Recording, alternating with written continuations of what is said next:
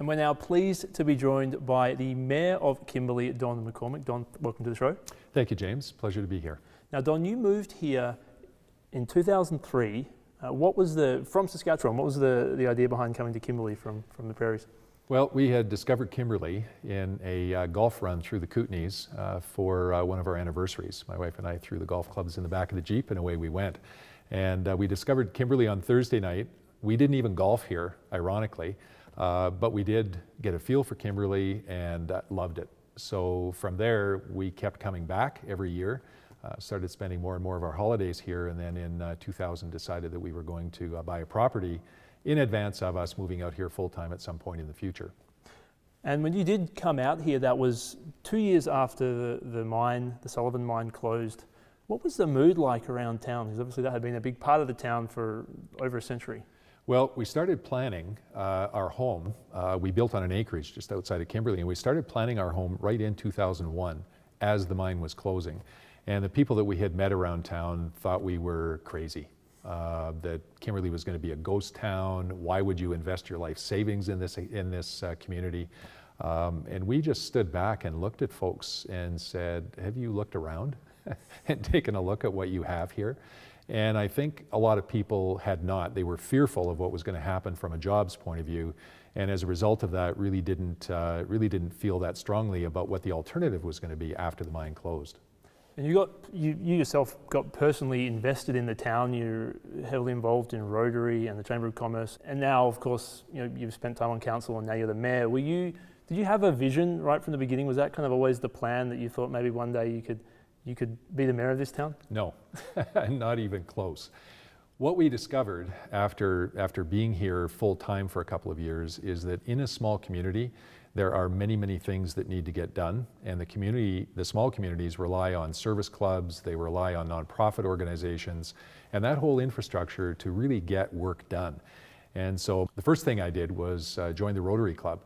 And once I was inside the club, that perception of work that needed to get done was even stronger. So it just evolved from there. I've always had a very strong business focus, and felt that not just joining the chamber, but getting involved as a director was really the thing to do. It just seemed natural. And I spent 2 years as the president of the chamber, and was involved peripherally for a while after that as well. And not only enjoyed the time, but it helped me get a real appreciation for the challenges that businesses have in a small community like this, particularly when tourism is the only game in town. I want to talk about tourism. There's challenges that this town faces because it's not on the highway. You can't just drive through Kimberley when you're going to many places. So how has Kimberley managed to deal with that focus on tourism? Well, that's a good question. I think that unlike some of the other communities like Fernie or Golden or Revelstoke, which are on the highways, our tourism volumes are less, but the tourists that come here are coming here because of Kimberley. It's an overt act to come to Kimberley. So we get a lot more passion from people who fall in love with the community, and I would venture to say that our conversion rate of tourists to residents after the fact has got to be the highest anywhere. We have an incredibly large portion of our population that came here as visitors and now live here. And of course, Kimberley was once heavily known as the Bavarian city in the Rockies, and for some people it still is. The city has made an effort to transform that and move away from that kind of marketing platform. What is the new direction, and how much of a challenge has it been to kind of push that and to move away from the Bavarian city?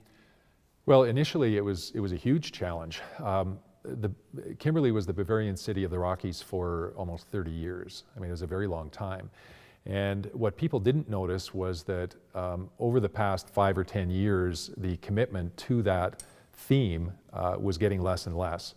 As newer business people came to town, they were more interested in the alpine aspects and the recreational aspects of town, and not so much in the theme. So it had become a little bit tired.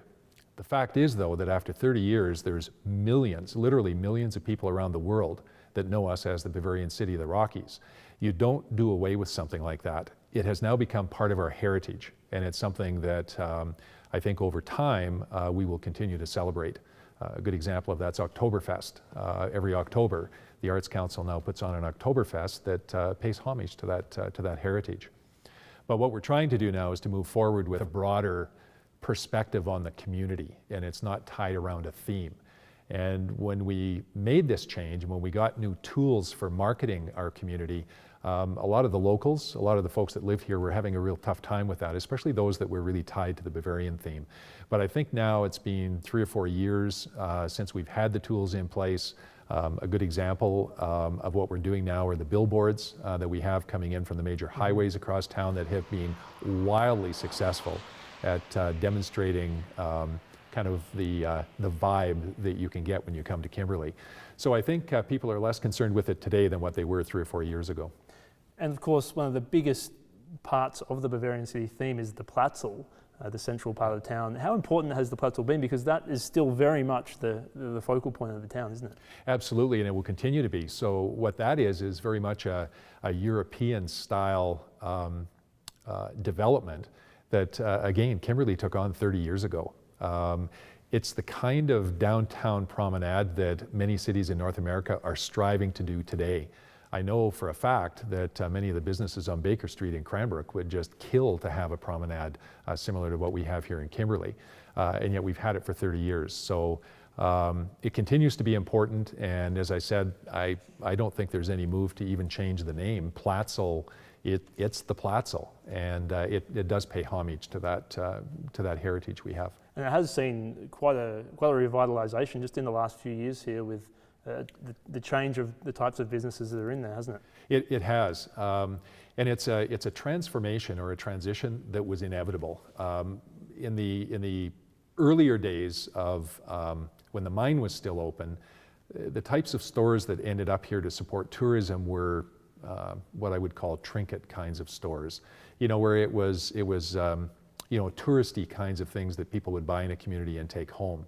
And over time, as we are trying to transition away from strictly catering to tourists, and now that our population is growing and we've got a very vibrant community in town, we need to start catering again to the locals.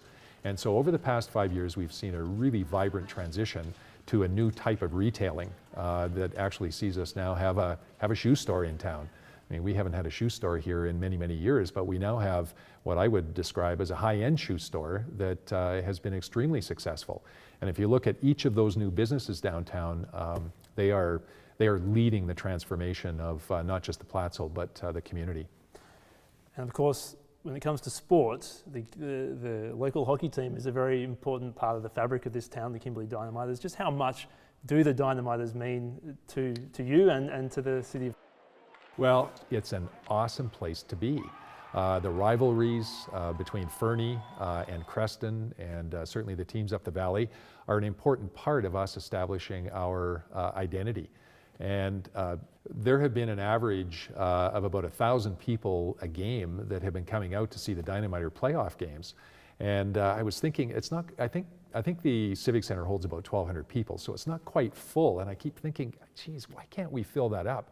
But if you think about it, that's 1,000 people in a community of 7,000.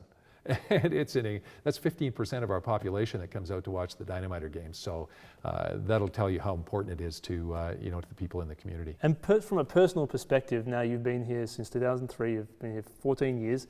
What keeps you here? What do you like about this town? Well, that's an interesting question. I guess there's two aspects to that. The first, from a personal point of view, Bev and I we just love the town. We love the golfing in the summertime. We love the fact that we get a ton of snow without 30 below temperatures for extended periods of time. And the community. We love the people in the community. But we're also very invested.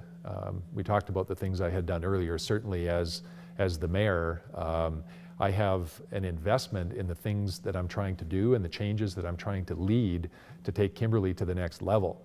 And this is not a one-term kind of thing. This is something that's going to take some period of time to achieve the goals.